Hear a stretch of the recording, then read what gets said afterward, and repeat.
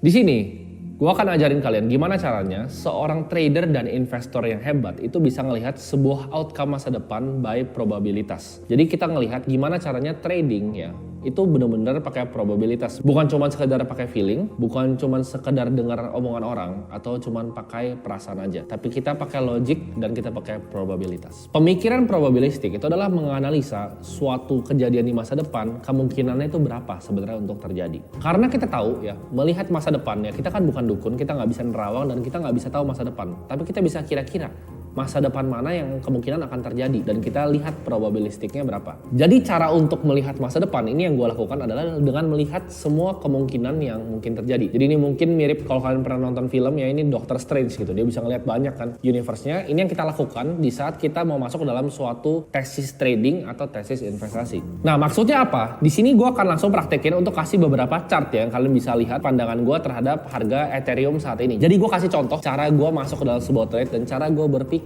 untuk melihat masa depan di sebuah chart. Kalian nggak usah pikirin memang gambarnya jelek, ini gue yang gambar sendiri. Ini adalah probability yang pertama, yaitu ini kalian lihat di case ini ETH itu menurut gue bakal bikin rally lagi ya, bakal bikin shoulder kayak zaman 2017 sebelum dia create new lows sampai ke 700. Terus habis itu akan long winter sampai 2025 ya. Itu adalah yang pertama. Dan kedua kalian lihat di sini sama ya, ini semua daily candle ya. ETH itu bakal cool off ya kan, cool off bakal turun, baru nanti terbang pelan-pelan habis halving. Yang ketiga ada black swan, misalnya Binance tiba-tiba meledak kan, Binance meledak, terus ada banyak digital currency group hancur ya kan, Grayscale Trust-nya hancur, tiba-tiba dia ada fake pump terus crash, hancur semua, bubar Ethereum ya kan.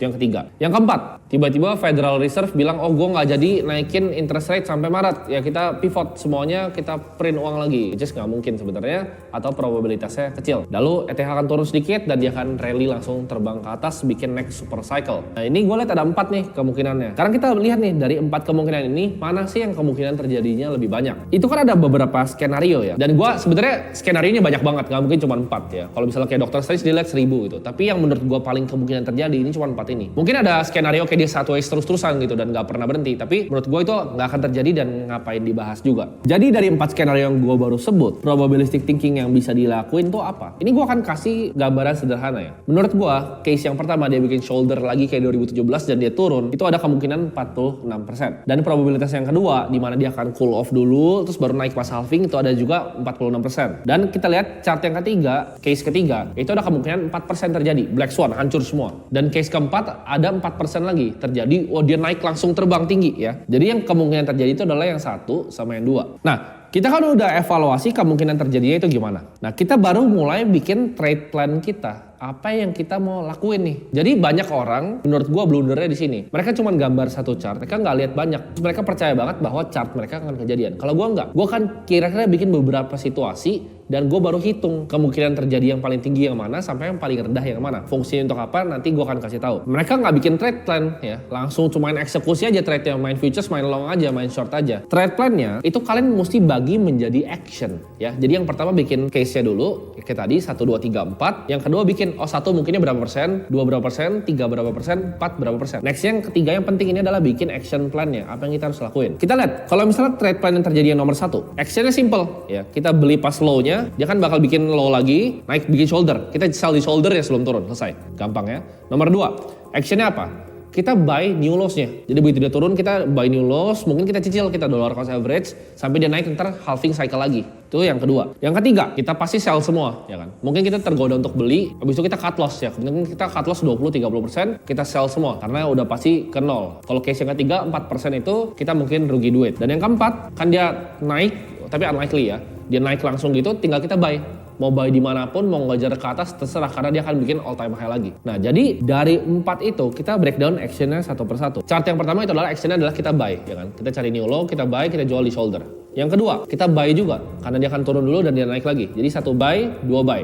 3, kita jualan, kita cut loss. Keempat, kita buy. Jadi dari 4 ini aja, ya, 46%, 46%, 4%. Jadi 96% itu lebih baik kalau kita buy Ethereum. Jadi kemungkinan kita ruginya atau kita jual di cut loss itu menurut gue cuma 4%. 96% itu adalah kemungkinan kita untung dengan melakukan action buy di Ethereum. Jadi kalau misalnya kita lihat pakai harganya ya, skenario 1 gue akan breakdown gini. 46% kemungkinan kalau kita beli di 700 ya kan. Dia turun ke 700 dan kita jual di shoulder di 2000. Itu udah cuan. Skenario 2, 46% kemungkinan kita beli di 700 Kita average itu 700, 800, 850, 1000, 1200 sampai dia naik ke 4000 lagi super cycle nextnya. Skenario yang ketiga ya, 4% kemungkinan kita jual semua barang kita di 500. Kita lihat oh buynya hancur, kita jual semua di 500 ya.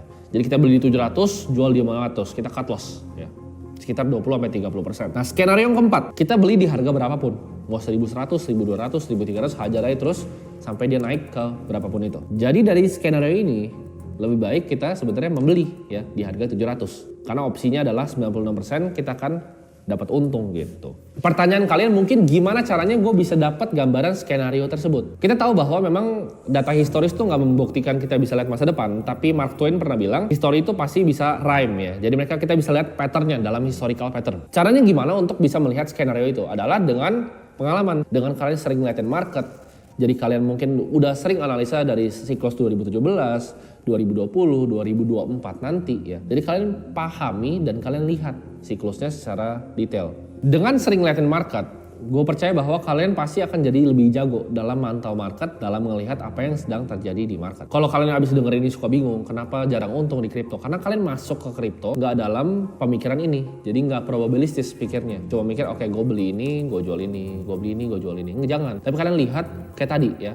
Jadi kalau mungkin gue rangkum semuanya, pertama kalian bikin case-nya dulu. Bikin 4, bikin 5, bikin 6, terserah kalian. Lalu kalian bikin tuh presentasinya. Kemungkinan terjadi berapa. Habis itu cari action plan-nya. Apakah ini buy, apakah ini sell, apakah ini buy, apakah ini beli long di futures, apakah ini beli short di futures. Nah cari yang paling banyak tuh. Kalau misalnya lebih dari 70% itu action-nya buy ya beli gitu.